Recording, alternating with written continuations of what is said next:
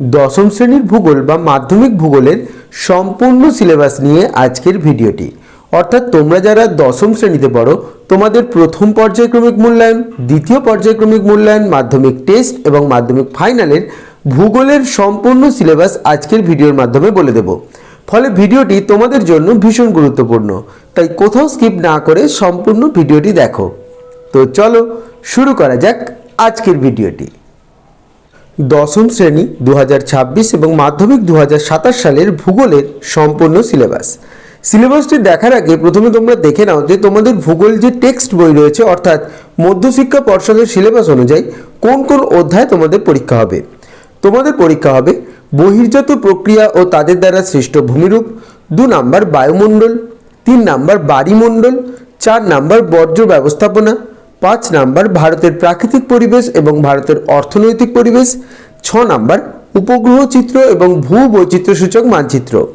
এই 6টি অধ্যায় তোমাদের পরীক্ষা হবে প্রথম, দ্বিতীয় এবং মাধ্যমিক ফাইনাল পরীক্ষায়।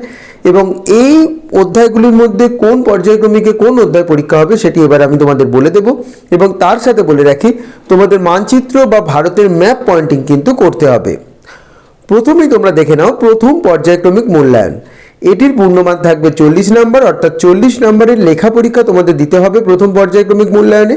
তার সাথে অন্তর্বর্তী প্রস্তুতিকালীন মূল্যায়ন অর্থাৎ প্রজেক্ট জমা দিতে হবে 10 নাম্বারের, টোটাল 50 নাম্বার।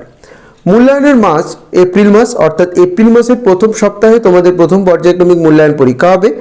এবং যে যে অধ্যায়গুলি পরীক্ষা হবে সেগুলি দেখো। বহির্জাত প্রক্রিয়া ও তাদের দ্বারা সৃষ্ট ভূমিরূপ, এই অধ্যায়টি পরীক্ষা হবে। এবং তার সাথে ভারতের যে ভূমিকা এবং ভারতের প্রাকৃতিক পরিবেশ, এই অধ্যায়টি পরীক্ষা হবে। অর্থাৎ প্রথম এবং পঞ্চম অধ্যায় প্রথম পর্যায়ক্রমিক মূল্যায়নে তোমাদের পরীক্ষা হবে। তো তোমরা দেখতে পাচ্ছ, প্রয়োজন হলে এই অংশটির একটি স্ক্রিনশট তোমরা নিয়ে রাখো এবং এই দুটি অধ্যায় সবার প্রথমে শেষ করে ফেলার তোমরা চেষ্টা করো।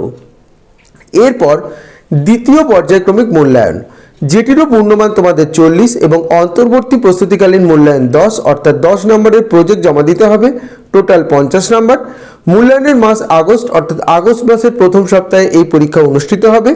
এবং এখানে যে যে অধ্যায় তোমাদের পরীক্ষা হবে ভূগোলের সেগুলি দেখো।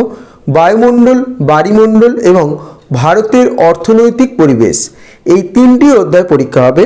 2 নম্বর, 3 নম্বর এবং 5 নম্বর অধ্যায়ের ভারতের অর্থনৈতিক পরিবেশ দ্বিতীয় পর্যায়ক্রমিক মূল্যায়নে তোমাদের পরীক্ষা হবে। এরপর আসছি তৃতীয় পর্যায়ক্রমিক মূল্যায়ন, যেটি তোমাদের মাধ্যমিক টেস্ট বলা হয় এবং মাধ্যমিক ফাইনাল। এটি সম্পূর্ণটাই যে সিলেবাসে পরীক্ষা হবে সেটি দেখো। পূর্ণমান 90 নাম্বার, অর্থাৎ 90 নম্বরের লেখা পরীক্ষা হবে। তার সাথে প্রজেক্ট তোমাদের জমা দিতে হবে 10 নাম্বারের।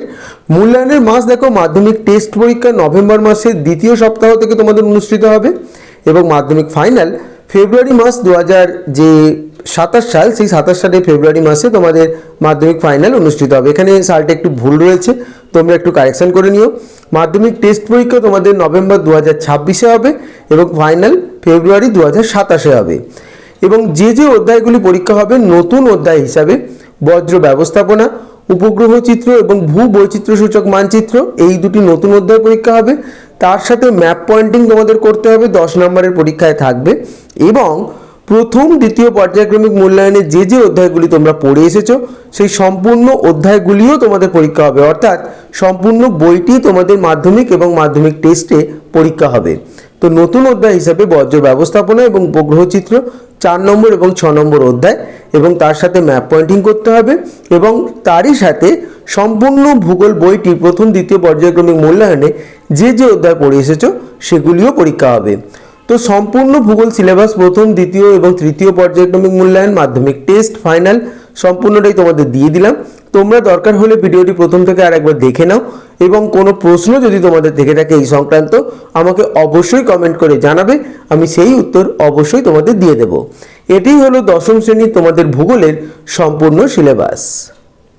তো আশা করছি আজকের ভিডিওটি তোমাদের ভালো লেগেছে এবং আজকের ভিডিওর মাধ্যমে দশম শ্রেণীর ভূগোল বা মাধ্যমিক ভূগোলের সম্পূর্ণ সিলেবাস তোমরা পেয়ে গেলে।